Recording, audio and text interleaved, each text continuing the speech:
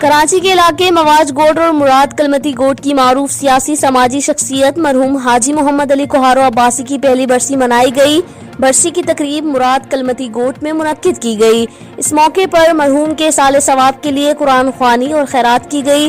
تقریب میں Pakistan Peoples party کے رکن سندھ اسمبلی MP لیاقت علی آسکانی، انجمن اتحاد عباسیہ پاکستان کے سرپرست اعلیٰ سربراہ ڈاکٹر شفقت حسین عباسی اور دیگر مرکزی رہنماؤں سمیت سیاسی سماجی شخصیات اور عوام کی بڑی تعداد نے شرکت کی۔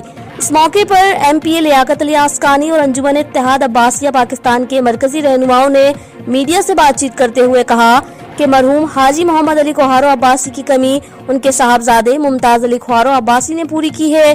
ممتاز علی کوہارو عباسی اپنے والد کی مشن کو جاری رکھے ہوئے ہیں۔ آخر میں مرحوم کی مغفرت کے لیے خصوصی دعا کی گئی۔ بیورو چیف نواب عباسی، NNK نیوز، کراچی۔